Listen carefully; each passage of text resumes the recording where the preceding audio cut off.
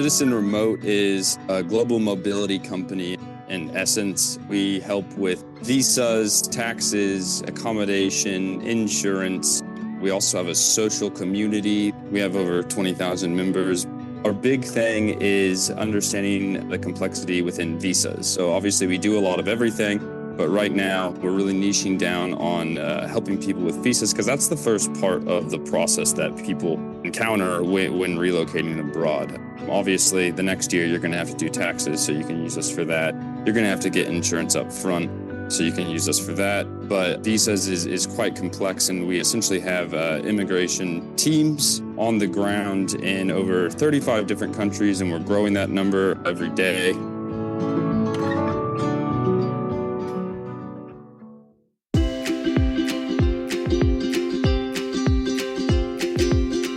Welcome to Leaving America, the podcast where we ask big questions about new beginnings, second chances, and what it really means to start over somewhere else. Last week, we introduced you to some English-speaking countries that are great options if you're looking to move abroad. Among them was New Zealand. For years, New Zealand has hovered near the top of every "where should I move" list, especially for those disillusioned by political polarization, economic stability, or just the general noise of American life. It's small, it's quiet, it's green, and yes, they filmed The Lord of the Rings there. But under the surface, New Zealand is more than just Middle Earth. It's a sovereign nation with strict immigration rules, a delicate housing market, and a strong sense of national identity that takes some real work to earn your place in.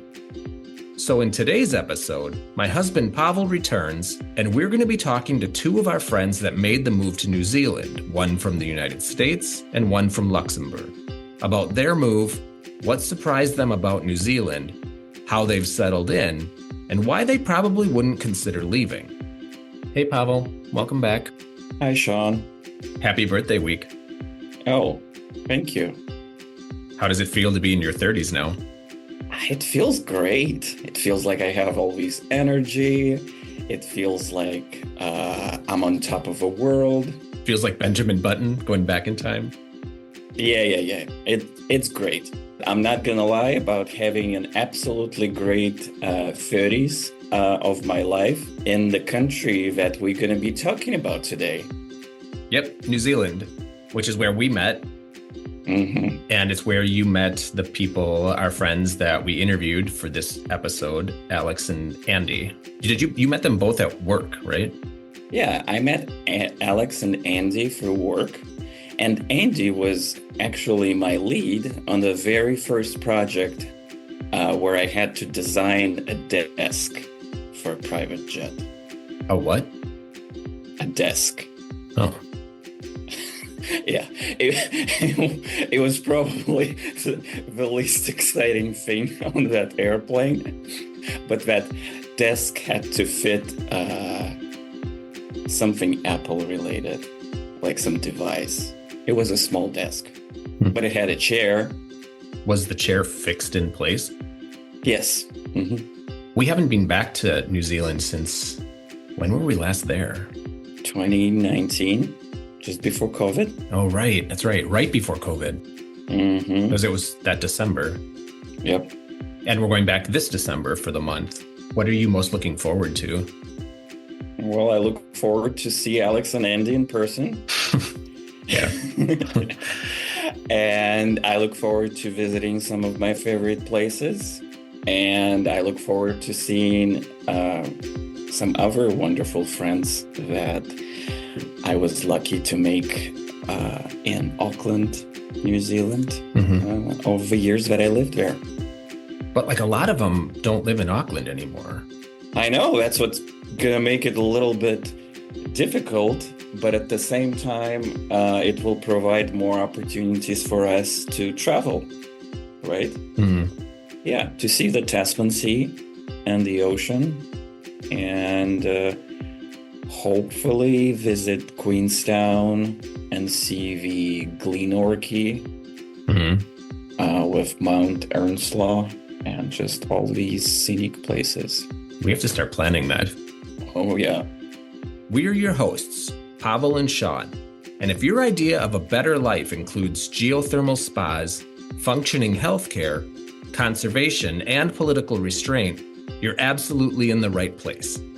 To stay updated on the latest episodes, follow, like, and share Leaving America on the Deep Dive with Sean podcast feed, wherever you get your podcasts.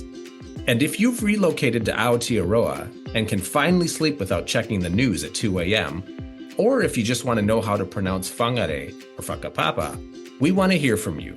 Email us at deepdivewithsean@gmail.com. Okay, let's pack your bags. It's time to see some kiwi birds and kiwis and lots of sunscreen because the sun is quite brutal in New Zealand. This is Leaving America.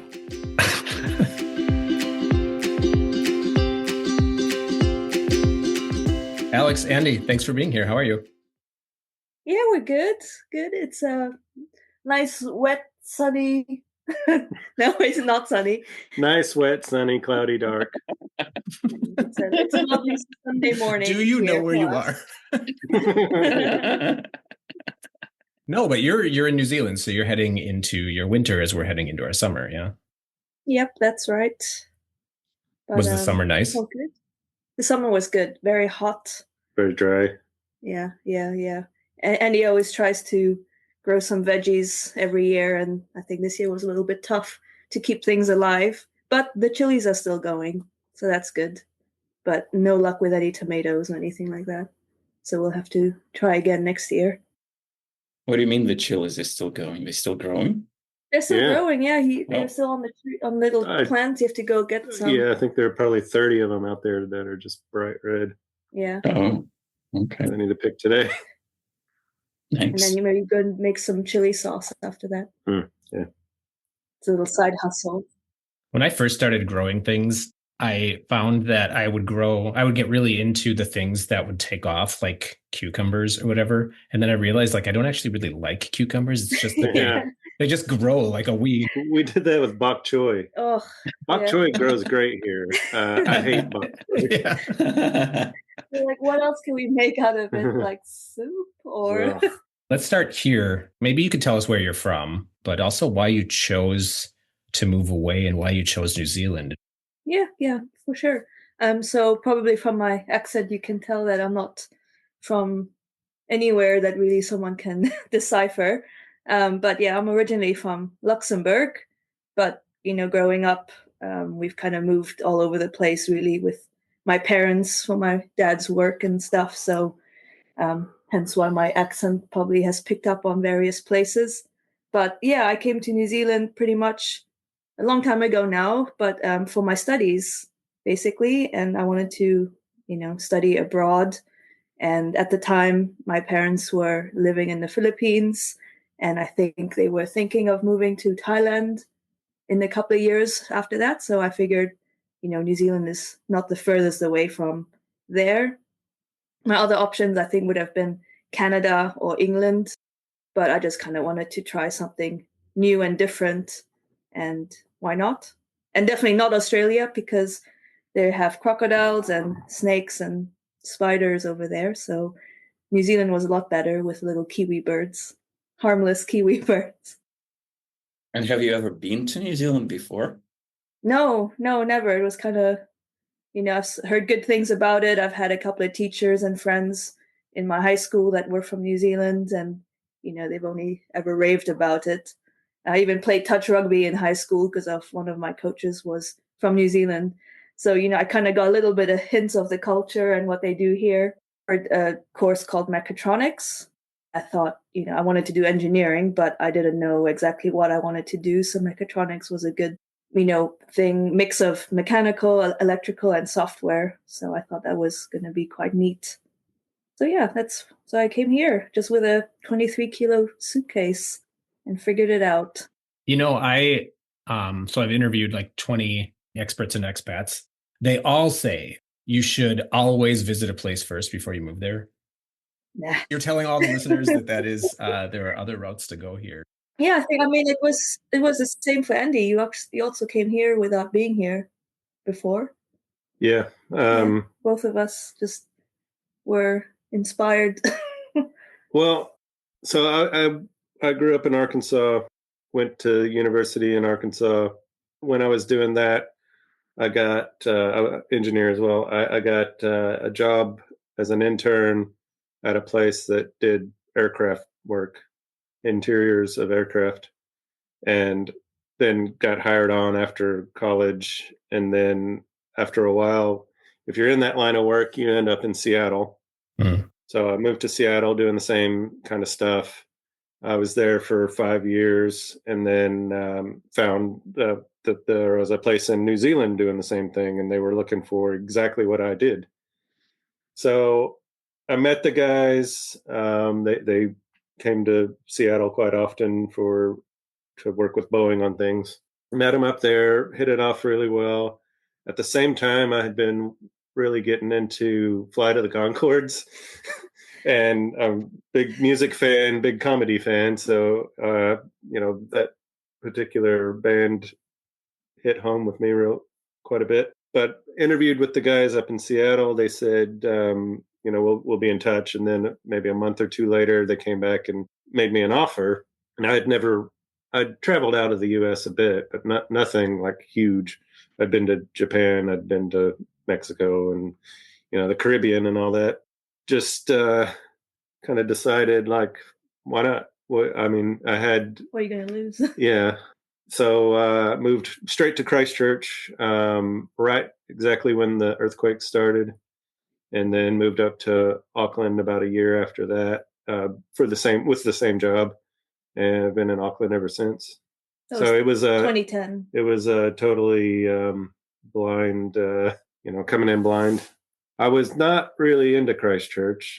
Besides the shaking, it was just kind of it's a bit slower pace, and not a lot of people wanted to socialize. Not that I'm a big socialite, but a lot of people wanted to socialize there because of the earthquakes, and everyone was pretty stressed out.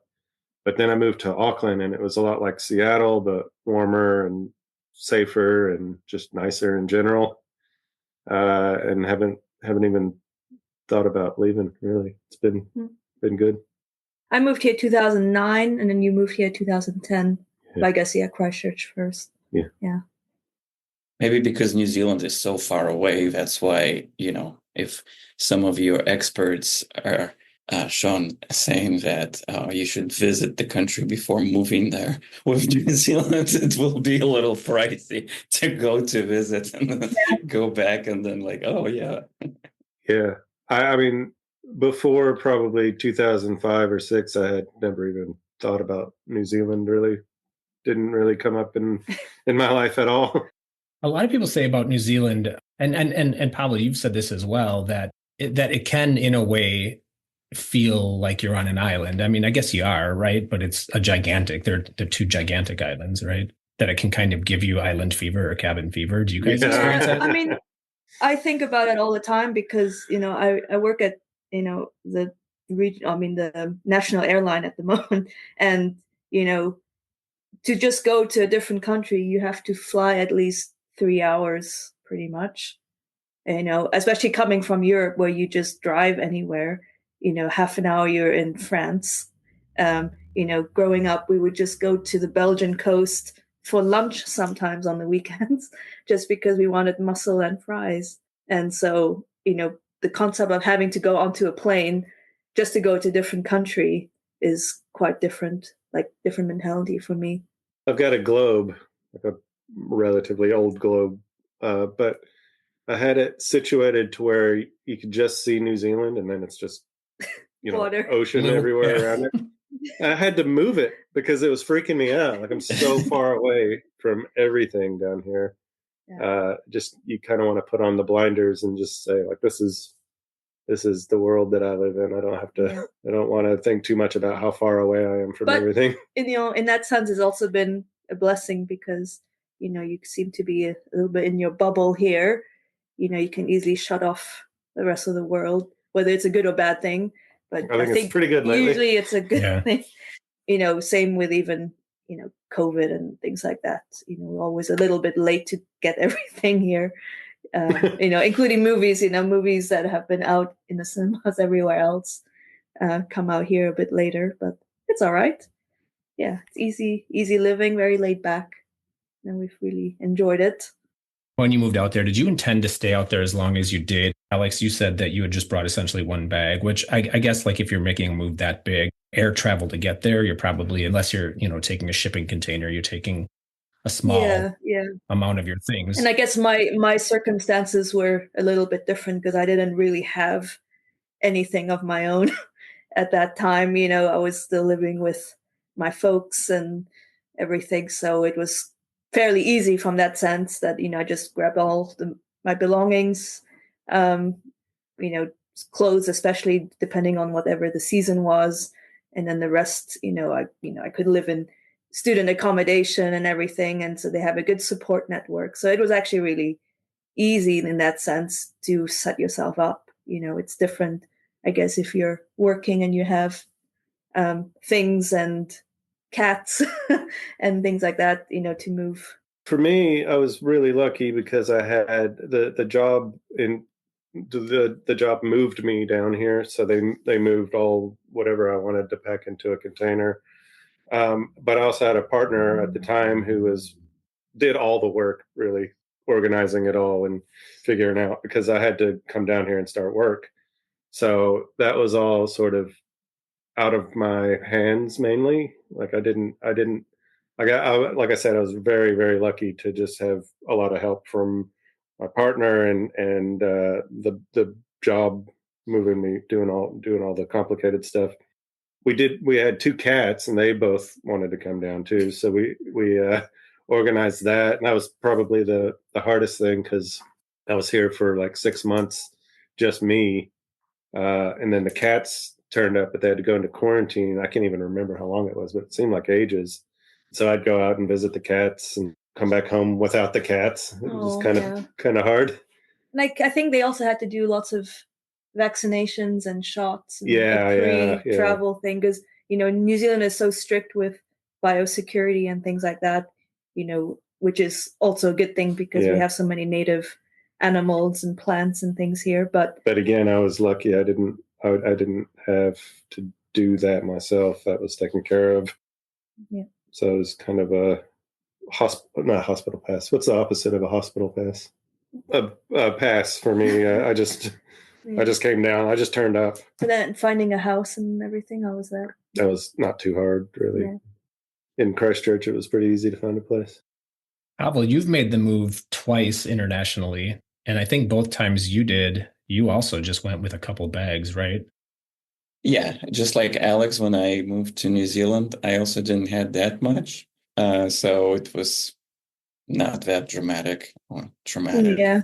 So most important, clothes fit in one suitcase. And I think there was one more kind of like a duffel bag, which was enough. You have everything you need here as well. It's not like we're going to a country that doesn't have all the right amenities and everything like that. But that does remind me of a funny story because I did move to the Netherlands as well. I lived there for a bit, and the Dutch people, don't know what it is in their water or how much milk they drink, but they're all very tall people. And me being relatively average, maybe on the shorter side, things didn't quite fit me. I could buy children's stuff, which was great because it was a bit cheaper and everything. But, even the benchtop height in the kitchen was higher, the toilet is higher, everything is higher. Like in the mirror in the bathroom of my apartment, I could only see this part of my face because everything is generally higher. I thought that was pretty funny. But again, I could still find things. I just had to look around a little bit more. Yeah. So I'm guessing when you first moved there, your intent was not to stay there maybe as long as you have. I guess I'm wondering how that came about and if you plan on staying there kind of in perpetuity or if you're thinking about maybe going somewhere else.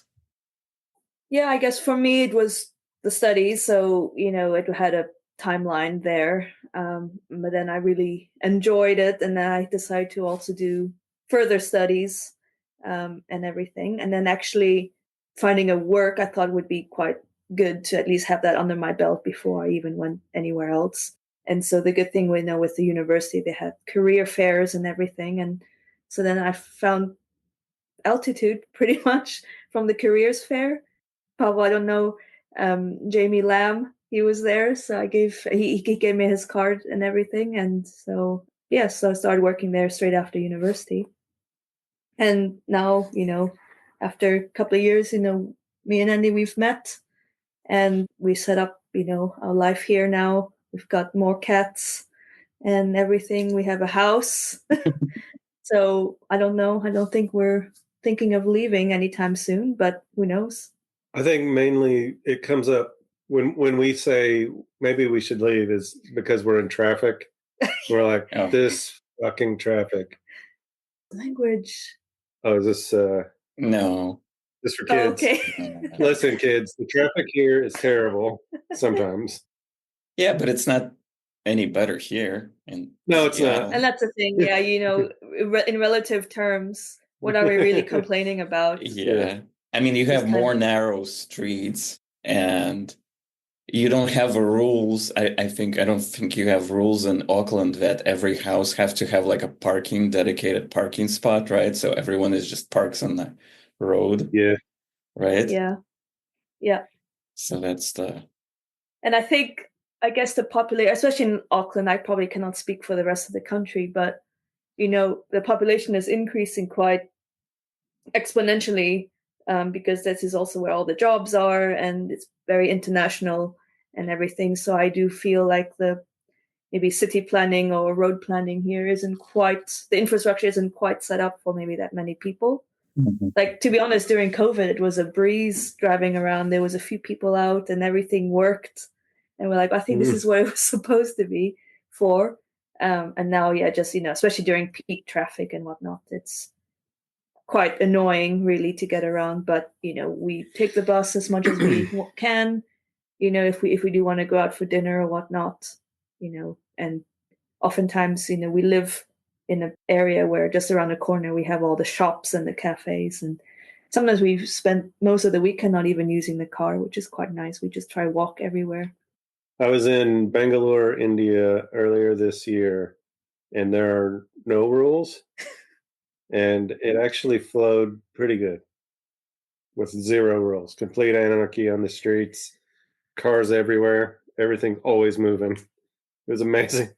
That's how I felt in Rome too. I was like, Yeah. it felt like there were no rules at all to the driving, but like it worked really well. Yeah. It was like kind of like ants or like birds. Like it just somehow worked. But so Alex, you made me think about something when you said, everything's kind of in Auckland. And I think I don't know if this is a challenge or maybe, like a curse or a blessing in smaller countries, but it is absolutely true that in Auckland. And I guess when I say this as a challenge, I don't know if there's like an urban planning challenge or, if this is something that will become a problem. But in New Zealand, most of urban life really revolves around Auckland, to some degree, Wellington, if you're like working for government, or Christchurch. But the rest of the country is quiet. And I don't want to say undeveloped because it's not like that, but it definitely has a rural vibe that you don't experience in the same way in larger countries, I think. Yeah. And I think, obviously depending on the job, because of course I don't want to be commuting that much either. I always think, it would be quite nice sometimes to live rurally, fresh air and everything. He's not so much of a fan because he grew up rural, so I think he prefers the city life now. But I just couldn't do the commutes. I don't want to be wasting my time in a car or on, public transport if it's there. I'd rather just be closer to work and get that over with and everything. So I think where we got our house is a really sweet spot. It's close enough to everything. Are you familiar with the Green Bay, Blockhouse Bay area? Yeah, it's kind of across the other side of the freeway here. It's like the Haven't west. been there too much. Yeah, I think the most we've done on that side is to visit Pavel. Yeah. Back in the day. Do you consider a place like that to be not urban enough? I think the main thing we like is having a little hustling and bustling, like town center, let's say, that we can go to walking, where they have cafes and little cute shops and things like that. Not that we go out all the time or anything, but just having that there and having that little bit of an atmosphere. We used to live in Ponsonby. I'm not sure if you're familiar with that area, but it's kind of more boutique shops, and it has a few pubs and restaurants, and there was always something going on, and it was quite neat to be able to just walk everywhere and just go, even if we just walk up and down the street, go for a long 1 hour walk or whatnot, just people watching and watch the world go by and everything. We quite enjoyed that. So I think maybe if we were in Blockhouse Bay or something, I don't know if there is a similar sort of little town center or something like that. But just having to hop in a car to go anywhere really is not really something that we would like that much, which is why we chose where we were. You just want to know that if you die, it's going to take somebody less than a month to find your body. Yeah. Yeah. That's the main goal. Yeah. I think this is probably, I don't know if this is an American thing, but I think that like in the Western world, when we move to other places that are considered part of the Western world, so like if an American moves to Canada or moves to like Australia or New Zealand, even maybe to Europe, we kind of take for granted that because we share so much similarity in the way that we structure our lives, that you wouldn't experience culture shock. But I know even going to Canada, there are things that I'm, a little bit surprised by, or at least used to be a little bit surprised by. And that's just an hour and a half away from us. What kind of culture shock did you experience coming from, I guess, the places that you came from into New Zealand? I think I would probably, the first thing that comes to mind is the lack of Mexican food. That was disturbing. And there's also very little Greek food, but people don't complain about that enough. But it is very international, and that's again, not saying that much, for the rest of the country, but definitely in Auckland, very international. You walk out the door and you don't really know where you are sometimes because you see people from all sorts of the parts of the world. And so, we do all have a plethora of different types of restaurants around, even things like, a Filipino restaurant that I wouldn't have seen anywhere else in the world, really. Except for the Philippines. Except the Philippines and here, I guess. So I thought that's always very neat. I thought it was real fun getting used to the slang and and eventually the accent too, being able to discern different versions of the New Zealand accent depending on South or North Island. Yeah, I think some of my friends might murder me, but I finally started to see the differences also between Australian and Australian accent, Yeah. I always thought the Kiwi accent was much more difficult for me to understand than the Australian. Yeah, I don't know.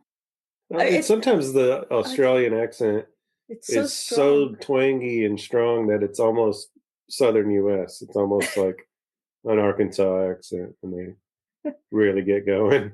I was legit in some circumstances in New Zealand where I was like, I am so sorry, what? And then I have to say 3 or 4 times, like, I still don't understand what you're saying.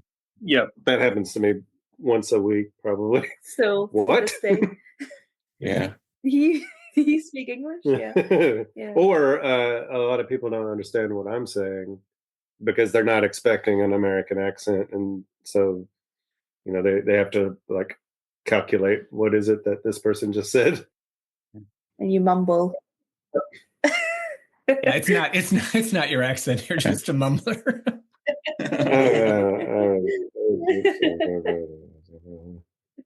It was very clear to me that you were American when I started at altitude. Because I was wearing my American flag suit. And you're the only one I could actually understand because for the first few months or the first week when I was on the first team meeting, I was so stressed out because I could not understand anything anybody was saying, and especially with slang or ooh, that's mean. I'm like, what? Who's mean? Yeah. Sweet ass. Sweet ass, yeah. Yes. I remember the first time I heard that, something as, and I was like, as what? Yeah.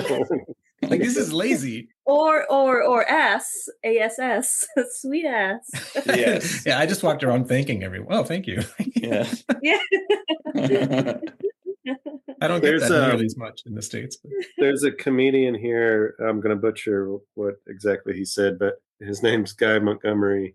And he has this story, or he tells the story about how growing up as a Kiwi, you hear a British accent and you think that's going to be an educational, authoritative thing. And you hear an American accent and you think that's going to be a entertainment, like joke or like movie star thing that you're going to, the information that you're getting is either going to be instructional or entertainment, depending on which accent it is. Oh, that's a very interesting thought. I never thought about it. That is true. Yeah. And with people with British accent, like, ooh, these are very cultural people. Yeah, this guy knows what he's talking Fancy. about. Yeah. What did you think, Pash, having lived in Russia? What kind of culture shock do you think you experienced in New Zealand? I think people were less politically correct. Oh, yeah. Because in the US, like, you cannot say so many things or cannot joke about so many things. So, yeah, in New Zealand, when I worked, I'm like, oh boy, those people swear. And sit next to certain people. But it was at the same time, it didn't felt like aggressive, or like I didn't feel too like uncomfortable about it. But when I moved to US and started like working in a major corporation, I became very close. Like I wasn't comfortable with like joking with people. I was filtering a lot more, and it was kind of like very sad in a way. Like only recently I started it to be a little bit more like, joking around and stuff. But yeah, it's just a much more limited, culture, because but it's the most free country in the world. Exactly. Yeah. And that's that's the dream that is falling apart. I had very similar reactions when we would have a meeting with this major aircraft manufacturer that's based in the U.S. We'd have the guys over from Seattle or whatever, for instance, and the Kiwis would be asking them questions about like the election and this person who's somehow won the election.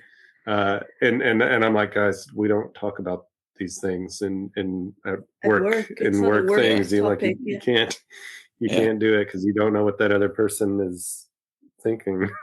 Yep. Yeah, but even things like on the radio here, people swear. Yeah, true. And the TV station is like the NZ1. What's it called? TVNZ. TVNZ. Yeah. Like they show full blown, foul language and adult situations that you'd never see on NBC. Mm-hmm. That's why I have Acorn TV. I'm looking for the swearing and the nudity that we do. So much swearing. I am actually kind of surprised, though. It seems like almost every country except the United States, you can readily hear like fuck dropped into a TV show. Yeah. This is a good point to bring up because I did notice just traveling in general, not specific to, being in New Zealand, but I did become aware of how much our American experience has informed how we think about not just what is politically correct or what is appropriate, but that we project that onto other places as well. In New Zealand, sometimes I truly was. People just seemed a little bit more raw and they would talk about things, as you're saying, that I would never. And I would find myself being like, you can't say that. Yeah. I travel to the US a couple of times a year with work people to do work things. And with the younger guys, I have to tell them like, hey, you gotta dial back the cursing and stuff because these people are fucking insane and they will turn on you very fast. Too sensitive. Yeah. Right, maybe. What are some of the things that you maybe weren't expecting but were pleasant surprises or that you found to be really rewarding living in another country, specifically New Zealand?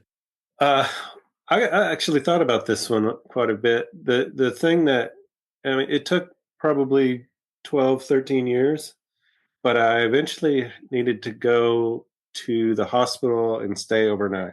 And give us all the details. I'm fine, don't worry. But I went in. I always knew, like, yes, it's socialized healthcare, and I know that my taxes are very high. But I hadn't actually gone through the process. So I go to my GP. He says, "You need to go to the hospital now." And so I go to the hospital. I was sitting there maybe 45 minutes, and they ushered me into an area with a bed. They did the things they needed to do. I got up the next morning. They checked me out. They're like, "Yeah, you're all right. You can go home." And so I got all my stuff, and I was walking out, and I was like, "Okay, where do I pay? Or are you just going to send me the bill? Like, how does that work?" And they looked at me like, "What the hell are you talking about? Go home. You're done. This is it. Get better. You don't pay. Just get better." Like, what? Okay, Because you're it's amazing. mentally preparing for Yeah. what, $15,000 Yeah, or whatever. So you And don't have to, overnight. if you're sick, you don't have to go broke and like start this terrible chain of events that leads you to be in big trouble financially. Mm. You just go in, they treat you, and you go home. They even validated your parking. Free parking. That's true. That's the thing that she's the most impressed with. Because I went in Socialized to parking. give him an overnight bag. And to laugh at me. And yeah, no. But, I had to pay for parking. And then I left, which is fine. And I'm like, "Oh, you better check because your car is going to be there for all night and everything. There must be a limit, probably." But then he said, "No, they validated it. Not his fault, of course, for being there." So it was quite surprising, pleasantly. The other thing I think is, I think you would agree, the engineering field here, they're isolated, and they're used to making things work and figuring things out themselves. And like you see huge major player companies like Rocket Lab because of that. But they are real scrappy. They have a very broad knowledge base of how to do everything. I see it every day in my job. Attitude, Yeah, the guys in my figure it out where I work are like, I'm like, how do you know all this? But they just absorb everything and can just are willing to try whatever. Like, it's quite impressive, the sort of gung ho attitude of like, let's figure it out. Yeah, it's a lot. Yeah, because I guess you don't have all the resources necessarily at your fingertips. Yeah, we can't hire a guy, in a week to do this thing. We'll just figure it out. There is something to this just figure it out thing, which I also think comes from being on an island in kind of the bottom of the Pacific, right? And having limited access to a lot of things. But I noticed this when I was in New Zealand as well. I've noticed this when I was in Hawaii as well. And there's almost romanticism to it, which I think we used to have in the United States. And we used to value that, which is make something last as long as you can and continue to fix it. And however you got to fix it to make it work, you do that. And we kind of respected that. And I think somewhere along the line, we became so commodified that it almost became something to scorn. Like if somebody had an old car that they were just, they would continue to fix so that it would run. It became something to judge. And so like, why not get a new car? And there was something being in New Zealand, seeing that lifestyle. It's not a lesser lifestyle. It just seems like there's still a certain amount of respect and dignity in figuring out how to make things work that we seem to have lost in the States. Yeah, no, I think, I feel like that as well. Yeah, you don't have to always buy new or anything. Make something last. Your yard doesn't have to be perfect as well, right? It's a work in progress. Yeah. Because everything is a work in progress. It'll never be done. Yeah, because here sometimes it's like a pure like neighborhood pressure. Like somebody's having like all this perfectly manicured lawns and everything. And here's our little, dry patch of grass that we don't water. Yard. I love what you've done with it. Yeah, and I like the that. Back, yeah. I like that natural aspect. It's clean. It's like orderly. It's not, green picture perfect, but it's comfortable. It's natural. Yeah. I lived in this house in Fayetteville, in Arkansas, for maybe 6 months or so. The reason I left was because the guy who owned the house, he was a travel nurse and he was somewhere else. So we were renting this house from him. It had a magnolia tree in the front, and he was very, very strict about you got to pick up the leaves from the magnolia tree when they fall. And I was like, yeah, whatever. Cool. Yeah, sure. And then I would get calls from him about the tree. So he had some like tree snitch in the neighborhood saying that we weren't picking up the leaves on the tree. And we have a magnolia tree out in our berm here. And I just let the leaves fall, man. Yeah. It's not that bad. That guy can't hurt me anymore. Yeah. No, but when they flower, when they just flower for like a day or two, and then everything drops, and it's like it goes from like one day it's the most beautiful thing on the planet, and the next day it's the ugliest thing you've ever seen. I will say this one doesn't seem to lose its leaves. Yeah, this one's actually pretty nice. He's got lots of little flowers. Randomly, I don't know when he's supposed to be blooming, but he's been pretty good. Yeah. He's also got a gender. Yeah, Nigel. Let's talk about taxes a little bit. We don't have to go into too many specifics, but the United States is one of just a handful. I think it might be just one of two countries, the other being Eritrea, on the planet that has a universal tax on its citizens. But there are thresholds to like an income, and there are certain ways that you can reciprocal taxes can be canceled. But I'm just wondering how you found the tax situation being an American citizen and also, earning an income in New Zealand. First of all, those damn Eritreans. I know. Oh, I can't believe it. So what is the tax rate for 33%? 33%. 30%. I try not to think about it. It's bracketed. So yeah, so from zero, if you earn from 0 to this amount, it's this percentage, and then it kind of bracketed. So not the whole thing is the higher amount if you earn well, but it's all kind of automatic. Like they take it out of your pay slip every time. It's called pay as you earn. It's really good because they make you not think about it very much, because you don't have to do a tax return every year. You don't have to figure out like, where are my receipts? Unless you're a business, you're as a regular person, it's just all taken care of. They know how much tax you owe. You don't have to tell them, and then they actually already know, and then they're like, aha, we got you. We actually know it's this much. That whole stupid process in the US doesn't happen here. They just know how much you owe because they know how much you make. It blows my mind now that you have to do so much stressful work to, here's what I think I made, and here's what I think I owe. Please don't throw me in jail. We should put a fine point on that. What you're saying is you don't file a tax return in New Zealand for the country of New Zealand. They take care of all that for you, and you never really even see that process. Yeah. It is. If you, for some reason, worked overtime, or if you took time off without pay, they adjust it because they know what you made. I think maybe once a year, I'm trying to remember, they might just send you a thing to confirm. Like, hey, we think that you may have overpaid because of this and that. Yeah, here's a check. Here's a credit note, or the other way. But it's never heaps or anything. And it is in unusual circumstances when you have like odd overtimes or something that is not the usual process. But or again, it's very easy. You just say, okay, thanks. And then you handle it like that. The taxes on investment, not that I know anything about this, but I've heard the taxes on investment income or investments in general are insane, where you have to actually pay the tax, not when you sell it like you do in the US. You pay tax on what you've made. Yeah. But here instead, it's like when you buy it, you have to pay taxes every year on how much you have in there. Is that right? That might not be right.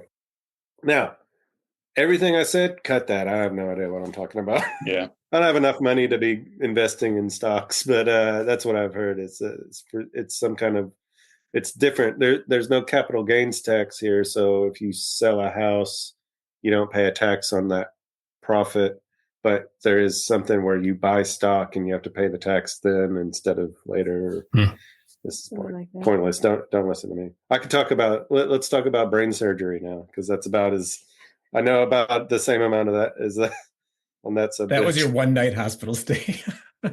Yeah. Wow. They let me do it myself. That's part of the socialized medicine is you have to actually do your own. I hear brain surgery is supposed to be painless. Oh, nice.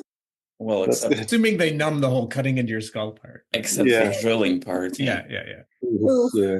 Yeah. I do feel like our taxes probably go to worthwhile things because we don't have big weapons industry, or our defense industry is probably not the biggest recipient of tax dollars, and our roads are decent. Yeah, okay. And the kids aren't stupid, so that must be helping from the tax money. Yeah, I think probably one other big difference here, I would say, is just employment safety, I suppose. Employment safety. Like you cannot just get fired on the spot like you see on TV in American shows. I don't have personal, obviously examples there, but I do. Yeah, he does. I mean, I didn't get fired, but I've seen people working in the U.S. You can be in a quote right to work state like Arkansas.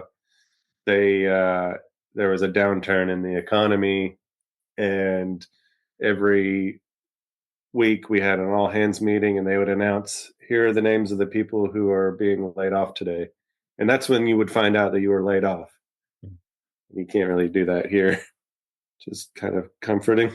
Yeah, it goes both ways, because then if you do have, let's say, someone who might be underperforming or not pulling their weight, to try get rid of them is a little bit more challenging. You have to probably go to a managed work sort of scheme where they have to do daily check-ins or reporting on what they're doing and stuff like that. So you really have to get to a point where you have a real valid reason that is measurable, to then such a let capitalist them go. over here. No, I'm just saying how it is. I mean, luckily we haven't had to do that. I wasn't part of any of that, but that's from what I've heard.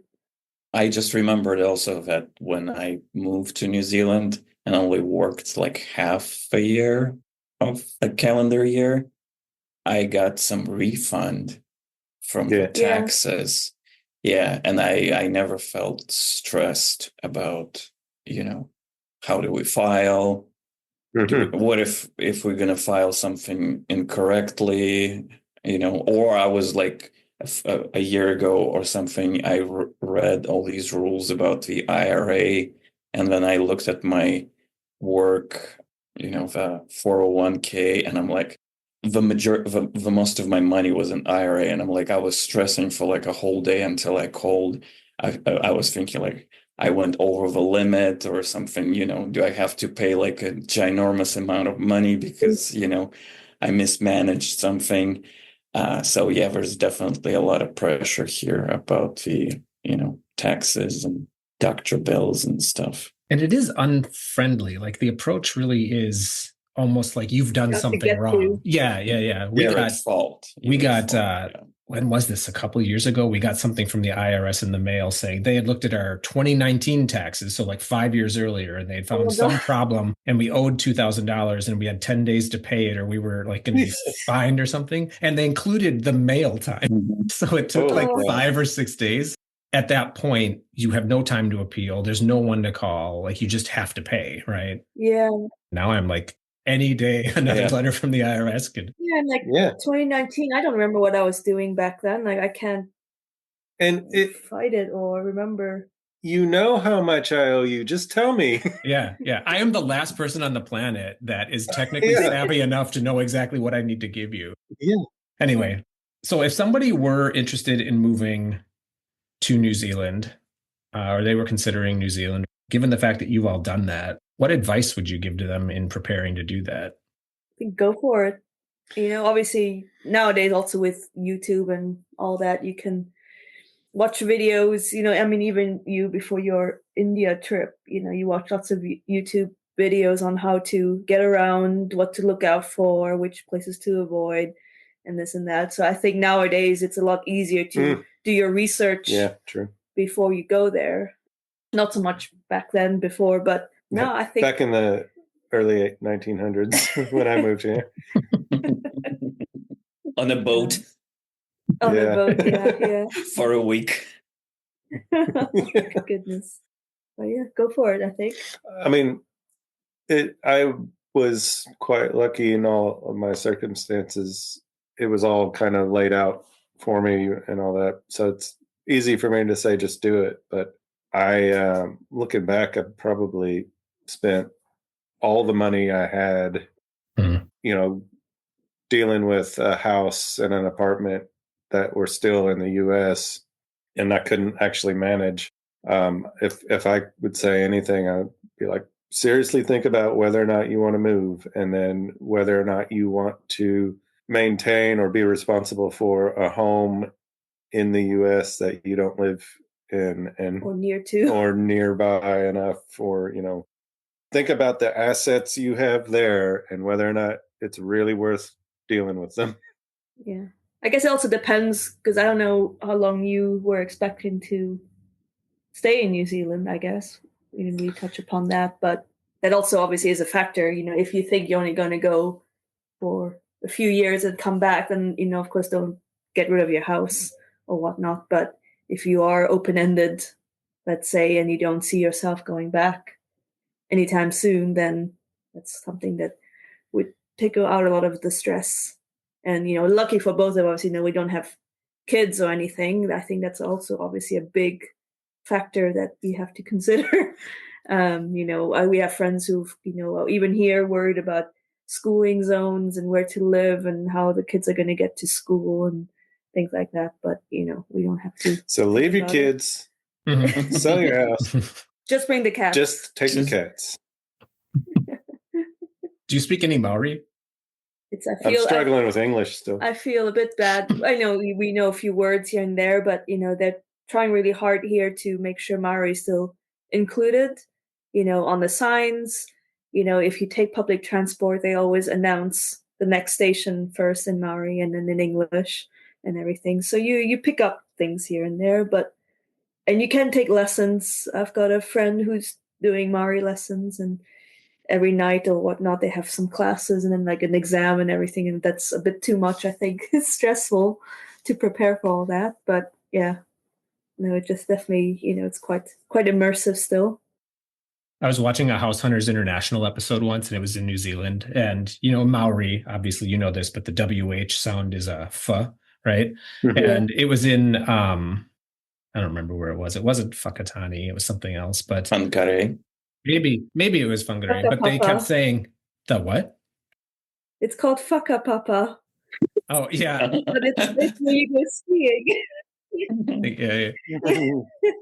But anyway, let's say it was Whangare, but the whole episode, the narrator kept saying Whangare.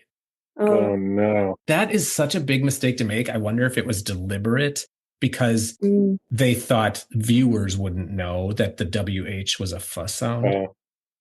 Oh, and that's, yeah, right. Okay. Yeah.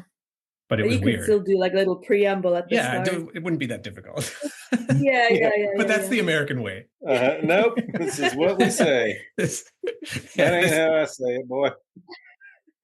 Mm-hmm. Alex will say something the right way for that language, if it's German or French or Luxembourgish, and I'll be like, what did you just say? Like she said Roger Federer today, but she said it and with like French in it, and I was like, I have no idea who you're talking about. But it's okay. How do you say it? Federer. How do you say Roger? I just said Federer, and he like, wait, what? Yeah, what but you said his whole name. Like Roger, you would say like in Luxembourgish. So all at once? Roger Federer. Oh, okay. Roger Federer, you mean? That's beautiful. Yeah, out of context, I probably wouldn't get that either. Yeah, he must hate hearing Americans say his name. Federer? What is... Sorry. What's my social security number? What? I mean, like, besides Mexican food, is there anything that you miss about America? Well, I used to miss, I used to like take half an empty suitcase back and then just pile it full of stuff that I can't get here. Tamales. Tamales. I mean, again, we're tamales. You we're would going travel? back to loose tamales no in the can. sauce. The ones in the can. Or like the salsa verde. Yeah. So food. But like everything from like clothes and tools and all that. But nowadays the prices there in the US aren't really as Lucrative. favorable as they are here. They're about the same. It's not worth it to bring back a pair of jeans and sell it on the black market like I was doing. Tax free. Mhm. Well, oh, this isn't going to go online, is it? but like Arkansas is known for Walmart, so yeah, oftentimes you get everything in Walmart, and so whatever he could find he would put in a suitcase. But now going there, you almost come out more expensive, really. So it's not even worth the extra suitcase, the extra weight you have to and it's stuff you can lug get around, and you can get a lot of it here anyway. Nowadays, yeah. But what about like family or old friends? Oh, kind of. No, so not things, not things. material. Whoops. I'm like, the first thing that we talk about is things. Tamales. Mexican food. Yeah, I mean, I guess from my end, my family now is back in headquarters in Luxembourg. So it is a lot further to go. It's literally the other end of the world here. I think the antipode of Auckland is Madrid in Spain. So it's almost quicker to maybe. What does that mean? Like through the middle of globe? earth. Yeah. It's not easy I don't really want to think about this too much, but in case of emergencies or whatnot, it's not an easy flight to hop on to then get to the other side. You have to spend at least 2 days travel time. I think maybe 34 hours, I think was my record probably. And that's getting to a big town in Europe, and then getting to Luxembourg is always at least another flight somehow. So yeah, in that sense, it's a little bit painful seeing family. Oftentimes though, because my folks are quite got the travel bug, so we can meet halfway somewhere or try somewhere else, which has always been pretty neat. And yeah, I mean, same with your parents, Andy. We convinced them once to meet us in Hawaii, which was really nice because for us it's only 8-hour flight, so that's really nothing. For them, it was still the US, something that they're familiar with. But then domestic flights were bad. Oh yeah, within the US, that's the thing. Yeah, but it's still tropical island, and we had a nice holiday and everything. But yeah, and they even came here, so it's manageable. But yeah, it's definitely something that's a bit difficult. We don't get to see them as much as we want to. And you do have to have a plan in mind for emergencies. Luckily for me, I can fly to Dallas or Houston, any given day if I need to. I mean, I don't want to even think about the amount it'll cost, but if I need to go, I can get there pretty quick. Mm-hmm. And then find out how to get to Arkansas after that. Yeah. There might be another 2 flights from there. Might cost more too. Yeah. It's fine. I was looking at going to Wisconsin, which is where I grew up, to visit some family and friends, and I was just shocked. Like I could get from Seattle to Dublin, Ireland, for hundreds of dollars less than going to Wisconsin, and that was with a connecting flight. It was crazy. That's crazy, yeah. Alex, Andy, thanks for taking the time. Yeah, no problem. This was fun. Yeah, thanks. And hopefully one day you guys can make your way here too. Well, December. There is a date. But a one-way ticket, how about that? Well, that's the plan. So is New Zealand the answer? That depends on your profession, your patience, and your appetite for naughty language on TV and long immigration forms. But for those who do qualify, New Zealand offers something rare in today's world: a quiet, functional democracy, a landscape that borders on spiritual, and a social contract built on trust, fairness, and modesty.